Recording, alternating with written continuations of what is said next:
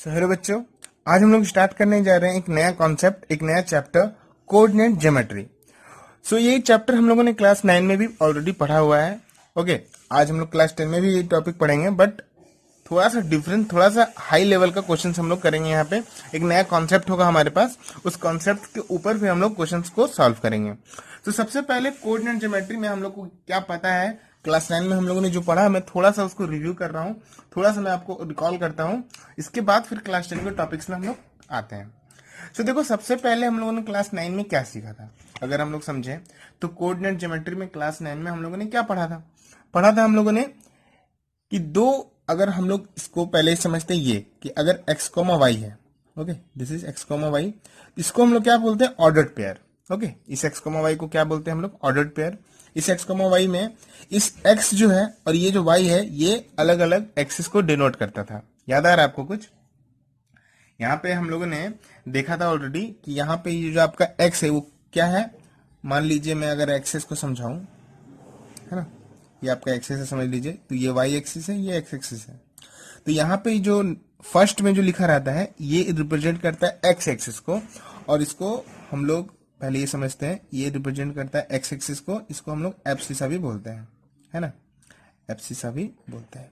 और ये जो होता है दैट इज y एक्सिस, ये y एक्सिस का पॉइंट होता है, और इसको हम लोग ऑर्डिनेट भी बोलते हैं। क्या बोलते हैं? ऑर्डिनेट। ओके, आई थिंक ये समझ में आ रहा होगा आपको। ये सब हम लोगों ने जूनियर क्लासेस में पढ़ा है। ये दोनों ही एक्सिस जिस पॉइंट पे कट करती है, इस पॉइंट को हम लोग बोलते हैं ओरिजिन। आई थिंक ये भी आपको पता है। ओके, इसका कोऑर्डिनेट क्या होता है, 0,0, है ना। ओके, ये सब सारा इन्फॉर्मेशन हम लोगों को ऑलरेडी पता है कि ये ओरिजिन होता है, इसका कोऑर्डिनेट होता है 0,0। ऑर्डर्ड पेयर में हम लोगों ने एक और चीज देखा था कि अगर ये a, b है, ठीक है, तो b, a ये क्या दोनों सेम सेम है या अलग अलग चीज है, ये बताइए मुझे। तो हम लोगों ने पढ़ा था यस, ये दोनों अलग अलग चीज है। a, b और b, a ये अलग अलग पॉइंट का कोऑर्डिनेट है। आई थिंक आपको समझ में आ रहा होगा, है ना। ये सब सारा क्लास 9 का टॉपिक है। मैं आपको हल्का सा रिकॉल कर रहा हूँ जस्ट ताकि मैं आपको फाउंडेशन जो है क्लास 10 का वो अच्छे से कर पाऊँ। ओके, ये से सारा पॉइंट्स था। तो ये x एक्सिस और ये y एक्सिस दोनों को ही जोड़कर एक हमारा एक सिस्टम बनता है, दैट इज कोऑर्डिनेट ज्योमेट्री, या आप उसको बोलते हैं कोऑर्डिनेट एक्सिस। ओके, ये x एक्सिस और ये y एक्सिस दोनों को मिलाने के बाद हमारा जो एक टर्म एसोसिएट होता है that is coordinate axis, coordinate axis. Okay, तो ये सब सारा चीज आप लोग को, या एक्सिस आप ऐसे लिख सकते हो, ठीक है, ऐसे आप बता सकते हो। आई थिंक ये सब क्लास 9 का चीज है। आई थिंक आपको भी मैंने आपको समझा दिया है। ओके, अब हम लोग को 10 में क्या पढ़ना है, सबसे पहली बात, अब हम लोग आते हैं क्लास 10 का टॉपिक्स पे। टाइम वेस्ट ना करते हुए हम लोग आते हैं सीधा 10 का टॉपिक पे। हम लोग को क्या क्या पढ़ना है, तो देखिए फर्स्ट जो हम लोग को पढ़ना है ये होगा हमारा डिस्टेंस फॉर्मूला। क्या हो जाएगा? Distance formula. इसके बाद क्या पढ़ना है? इसके बाद पढ़ना हम लोग को सेक्शन फॉर्मूला, सेक्शन फॉर्मूला। और इसके बाद क्या पढ़ना है?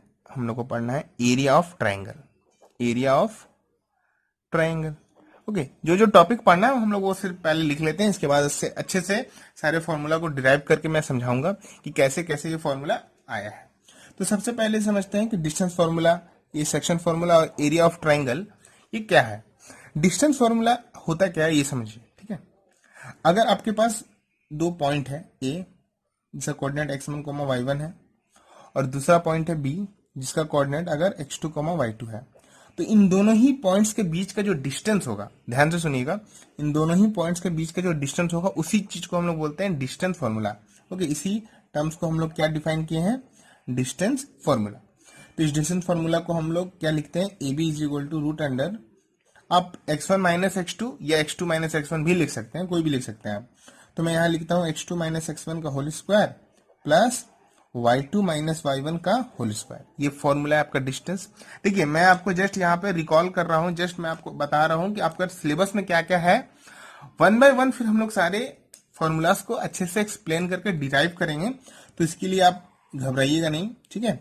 ये तो जस्ट एक टॉपिक में समझा रहा हूँ कि हम लोग को क्या क्या पढ़ना है। तो ये है एक डिस्टेंस फॉर्मूला, आप एक बार देख लीजिए, समझ लीजिए, इसके बाद फिर हम लोग इसका प्रूफ करेंगे 1 बाय 1 सारे। इसके बाद फिर देखिए सेक्शन फॉर्मूला। सेक्शन फॉर्मूला क्या होगा वो समझिए। अगर आपके पास सेम दो पॉइंट है ए और बी, मैं यहाँ पे एज्यूम करता हूँ फिर से, अगर यहाँ आपका एक पॉइंट है ए जिसका कोऑर्डिनेट है x1, y1, ये पॉइंट है बी जिसका कोऑर्डिनेट है x2, y2, ऐसा समझिए।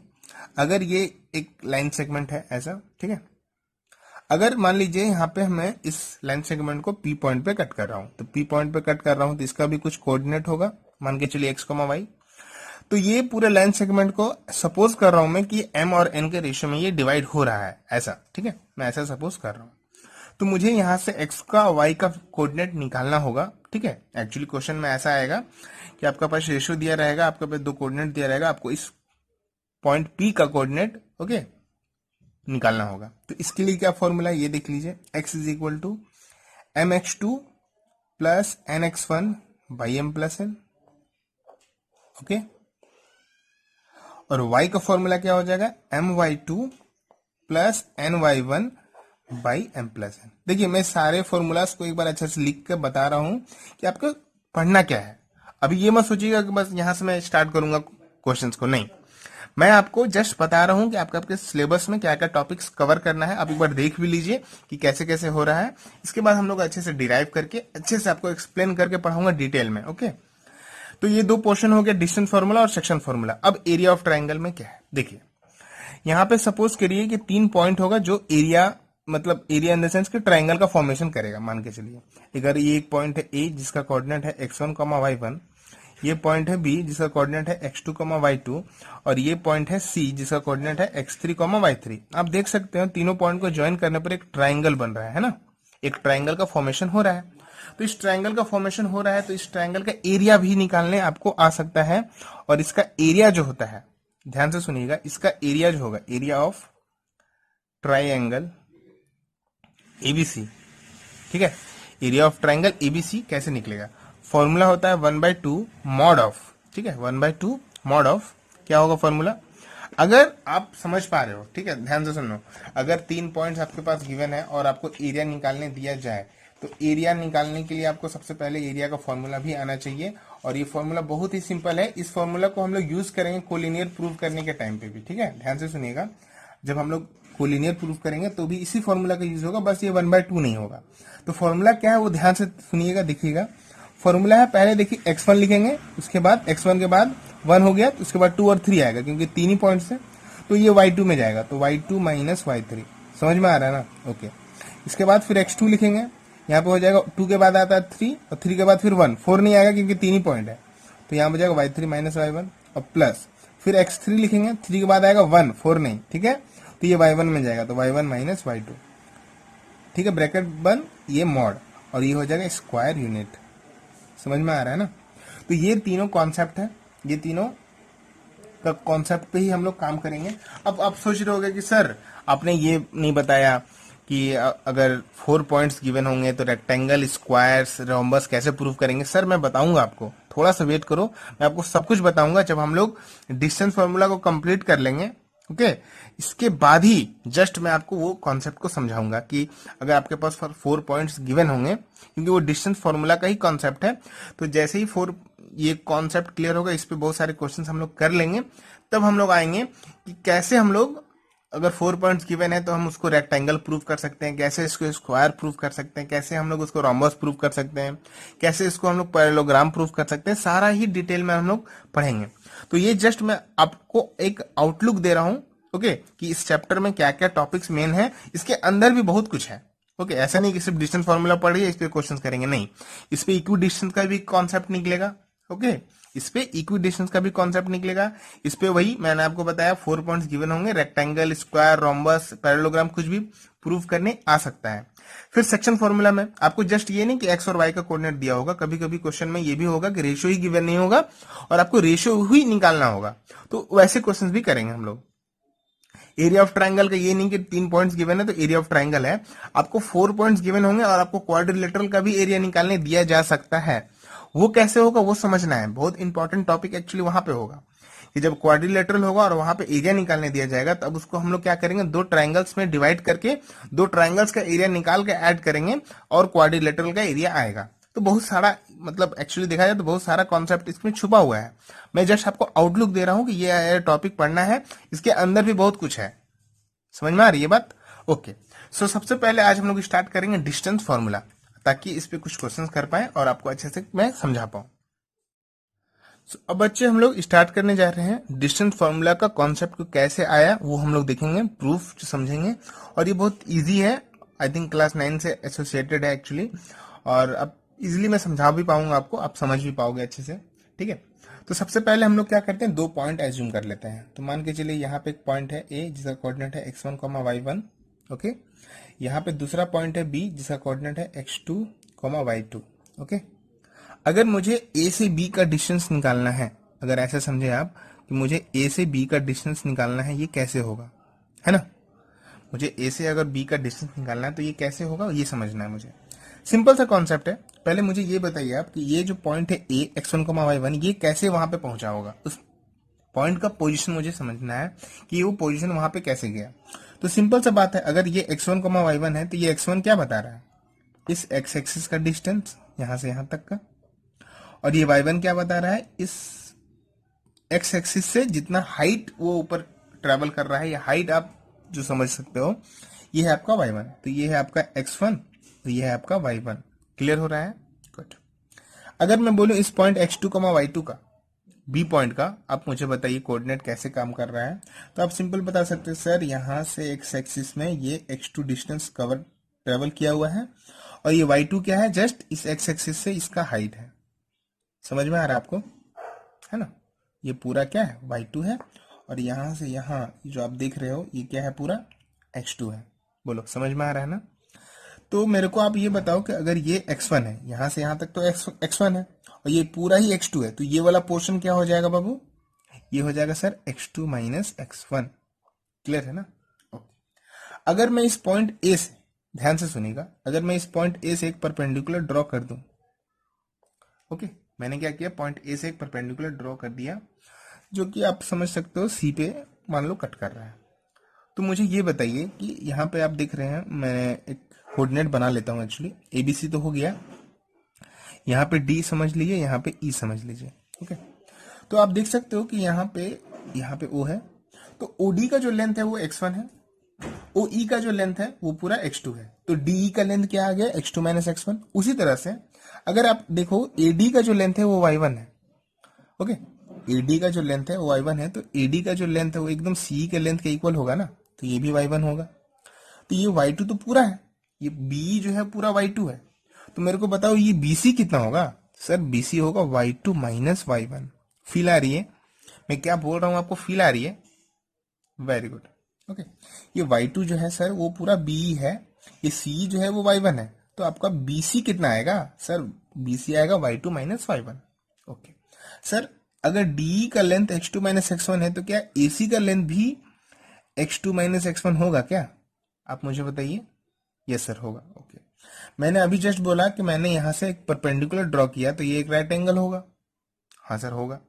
मैं बहुत सिंपल में समझा रहा हूँ, ठीक है? आपके अगर आप बुक में अगर आप फॉलो करोगे तो बहुत डिटेल में, बहुत ज्यादा कॉम्प्लिकेटेड है, मैं आपको जस्ट सिंपल में समझा रहा हूँ। आप कोशिश करिए इसको समझने का। तो देख सकते हो आप डी का जो लेंथ है वो x2 माइनस x1 है, तो AC का जो लेंथ होगा वो x2 माइनस x1 ही आएगा। ओके, सेम लेंथ है ना? ओके, इसके बाद BC का जो लेंथ आ गया y2 माइनस y1 है। अब आपको एक सिंपल सा मैं लॉजिक समझाना चाह रहा हूँ, वो देखो। ठीक है, आपको यहाँ पे एक ट्राइंगल दिख रहा होगा, राइट एंगल। बोलो सबको दिख रहा है? सारे बच्चों को एक राइट एंगल ट्राइंगल दिख रहा है क्या? ओके, सारे बच्चों को एक राइट एंगल ट्राइंगल दिख रहा है क्या, ABC? यस यस सर मुझे दिख रहा है, बोलिए। ओके, सो मैं इस ट्राइंगल ABC में बात करूंगा, और यहां पे यूज करूंगा पाइथागोरस थ्योरम का। पाइथागोरस थ्योरम के अकॉर्डिंग क्या हो जाएगा बाबू, AB square is equal to AC square plus BC square. ऐसा कुछ होगा क्या, पढ़े हैं बचपन में आप लोग? Very good. मुझे एक्चुअली AB का ही लेंथ चाहिए एक्चुअली। मैंने अगर आप देखो स्टार्टिंग में ही आपको बताया, मुझे A से B का डिस्टेंस मतलब AB चाहिए, AB निकालना है, AB एक साइड में है। Okay no problem. AC का लेंथ क्या है मुझे बताइए आप। सर AC का लेंथ है x2 माइनस x1 का होल स्क्वायर हो जाएगा सर। ओके सर, आप मुझे BC का लेंथ बताइए। BC का लेंथ होगा सर y2 माइनस y1 का होल स्क्वायर। ओके, कोई दिक्कत है किसी को? नहीं है। तो आप सिंपल सा समझ सकते हो बात यहाँ पे ए बी को मुझे निकालना है, यहाँ पे ए बी स्क्वायर है, तो क्या मैं इस स्क्वायर को इक्वेशन के आरएचएस साइड में शिफ्ट कर सकता हूँ? हाँ सर कर सकते हैं आप, बट आपको रूट देना पड़ेगा। तो ठीक है सर मैं रूट दे रहा हूँ, तो यहाँ हो जाएगा root under x2 minus x1 का whole square plus y2 minus y1 का होल स्क्वायर। क्या आप मुझे बताइए डिस्टेंस फॉर्मूला क्या ऐसा ही कुछ मैंने आपको लिखा बताया था? यही डिस्टेंस फॉर्मूला है। और यहाँ पे जो भी लेंथ आएगा, समझिए यहाँ पे जो भी लेंथ आएगा आप उसको यूनिट्स में लिखिएगा। जो भी आंसर आएगा आप उसका आंसर क्या लिखिएगा? यूनिट्स में। तो आई थिंक ये समझ में आया होगा कि डिस्टेंस फॉर्मूला वर्क कैसे करता है। ओके, ये तो एक बेसिक सा कॉन्सेप्ट है, वो समझाया मैंने आपको। अगर इसी कॉन्सेप्ट को मैं थोड़ा सा मॉडिफाई कर रहा हूं, ठीक है, ध्यान से समझिएगा, मैं इसका लेवल बढ़ा रहा हूं, ठीक है। अगर सेम ये एक्स एक्सिस है, ये वाई एक्सिस है, अगर यहाँ पे ये ओरिजिन जो होता है जिसका कोऑर्डिनेट होता है 0,0, अगर मुझे इस ओरिजिन से एक पर्टिकुलर पॉइंट ए का जिसका कोऑर्डिनेट है मान के चलिए x, y ही समझ लीजिए, ठीक है, इस पॉइंट ए का कोऑर्डिनेट है क्या x, y, या p भी समझ सकते हो, ठीक है। मुझे इसका लेंथ निकालना है। क्या निकालना है? OA, मतलब डिस्टेंस फ्रॉम द सेंटर। इस टॉपिक को क्या बोलते हैं हम लोग? Distance from the centre. कैसे होगा बात समझिए। ये x, y क्या है? ये x जो है वो डिस्टेंस है x एक्सिस पे, ओके, और ये y क्या है? y is the distance of y axis, ठीक है। y क्या डिस्टेंस है जो x एक्सिस से ऊपर गया है। तो फिर से यहाँ पे एक राइट एंगल ट्रायंगल आपको दिख रहा होगा, है ना, सिंपल। तो आप यहां से इन ट्रायंगल, आप इस जगह का नाम दे दो बी, तो इन ट्रायंगल AOB में देख सकते हो पाइथागोरस का यूज करेंगे तो यहां हो जाएगा OA का square is equal to OB का स्क्वायर प्लस AB का स्क्वायर। तो देखो बाबू, OA का स्क्वायर इक्वल टू OB का वैल्यू क्या है? x है, दिख रहा होगा पूरा। OB का वैल्यू क्या है? x है, और इस AB का वैल्यू क्या है? y है, दिख रहा है ना। तो आप सिंपल बता सकते हो, क्या बता सकते हो आप कि सर OA का जो लेंथ होगा वो आ जाएगा x square plus y square. अगर मैं स्क्वायर यहां से हटा दूं तो ये आ जाएगा रूट, तो ये हो जाएगा डिस्टेंस फ्रॉम सेंटर, क्या हो जाएगा? Root under x square plus y square, है ना। अगर मुझे सेंटर से डिस्टेंस निकालना है पर्टिकुलर पॉइंट का, तो उस पॉइंट के कोऑर्डिनेट का ही स्क्वायर करके सम करके एड रूट निकाल लेंगे।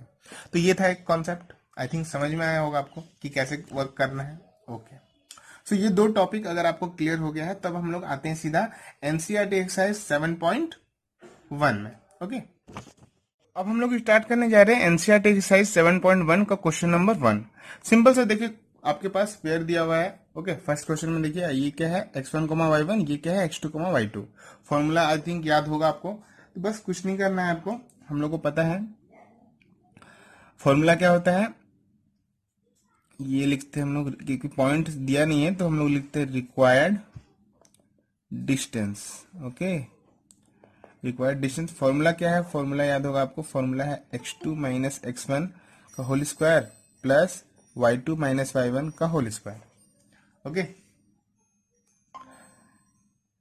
सो अब आपको यहाँ पे x2 और y2 आप इसको समझ लो, और x1 y1 क्या है आप इसको समझ। सो आप x2 y2 इसको समझ लो, x1 y1 इसको समझ लो, तो सिंपल सा दिख रहा है आपको कि हो जाएगा 4 माइनस x1 का वैल्यू क्या है? 2 का होल स्क्वायर प्लस y2 का वैल्यू क्या है? 1 माइनस y1 का वैल्यू क्या है? 3 का होल स्क्वायर।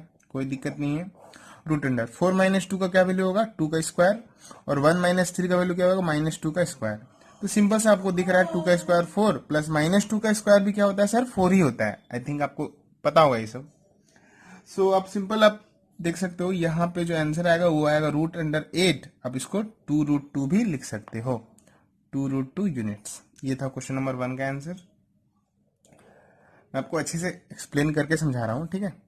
सेम फिर से निकालेंगे इन दोनों पॉइंट्स के बीच का डिस्टेंस का फॉर्मूला। फॉर्मूला आपको याद है, बार बार में लिखने से क्या होगा? फॉर्मूला याद हो जाएगा। तो मैं भी लिखता हूँ, आप भी लिखिएगा।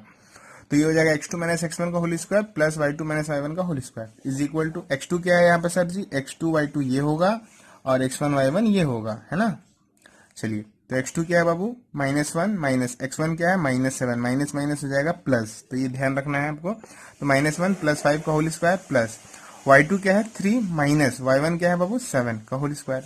ओके, चलिए, -1 प्लस 5 क्या होता है सर? 4 होता है। ओके, 4 का स्क्वायर, और यहाँ पे क्या होगा सर? -4 का स्क्वायर। क्लियर है? 4 का स्क्वायर 16 प्लस -4 का स्क्वायर भी 16 होता है, तो ये हो जाएगा रूट अंडर 32 अब ये रूट अंडर 32 को हम लोग क्या लिख सकते हैं सर? आप लिख सकते हैं 4√2 यूनिट्स। जो भी आंसर आएगा वो यूनिट्स में आएगा, ध्यान रखिएगा। तो ये था क्वेश्चन नंबर 2। थर्ड वाला भी एकदम आसान ही है, कुछ नहीं है। फॉर्मूला फिर से लिखेंगे एक बार, x2 माइनस x1 का whole square plus y2 minus y1 का होल स्क्वायर। क्लियर है ना? गुड। ध्यान से देखिए बाबू, आपका ये x1 ये y1 है, ये x2 और ये y2 है। समझ में आ रहा है ना? तो देखिए x2 क्या है बाबू? माइनस a है, और माइनस x1 क्या है? सिर्फ a है, तो यहाँ पे स्क्वायर। y2 क्या है? माइनस b है, और माइनस फॉर्मूला का y1 क्या है? b है। दिख रहा है ना? ओके। देखिए जहां पे माइनस माइनस होगा वो प्लस करना है आपको। यहाँ पे देखिए इस x1 का वैल्यू a ही है, तो इसलिए माइनस a लिखा मैंने। फिर माइनस ये फॉर्मूला का y1 का वैल्यू b है, इसलिए माइनस सिर्फ b ही लिखा मैंने, ठीक है। तो माइनस है कितना होगा? -2a का होल स्क्वायर, और यहाँ पे -2b का whole square. I think clear हो रहा होगा आपको। गुड। यहाँ पे हो जाएगा सर 4a स्क्वायर, और यहाँ पे हो जाएगा सर 4b स्क्वायर, क्योंकि माइनस का स्क्वायर प्लस हो जाता है, इसलिए हम लोग 4 लिख रहे हैं डायरेक्ट प्लस करके। इन दोनों में से कॉमन आएगा 4, तो देखिए आप ऐसे लिख सकते हो कि 4 ब्रैकेट में a square plus b square. 4 का रूट क्या निकलता है सर? 2, तो 2 root under a square plus b square units. तो ये था क्वेश्चन नंबर 1, और आई थिंक मैंने अच्छे से तीनों पार्ट समझा दिया। ओके, फॉर्मूला अच्छा से लर्न होगा। आपको कॉन्सेप्ट यहाँ पे ध्यान देना है सिर्फ इस जगह पे कि जब आप माइनस फॉर्मूला x1 का कोऑर्डिनेट अगर माइनस में हुआ और फॉर्मूला में माइनस है तो वो प्लस करना है, यहाँ पे ध्यान देना है। बाकी सारे टर्म्स को आप इजिली फाइंड कर सकते हो। तो ये था क्वेश्चन नंबर 1। आई थिंक ये वीडियो आपको समझ में आया होगा पूरा। अगर ये वीडियो आपको पसंद आया प्लीज इस वीडियो को लाइक करो, शेयर करो अपने फ्रेंड के साथ, और सब्सक्राइब करना ना भूलें ताकि ऐसे इंटरेस्टिंग वीडियो आप तक पहुंचती रहे। So thank you for watching. हम लोग मिलते हैं नेक्स्ट वीडियो में।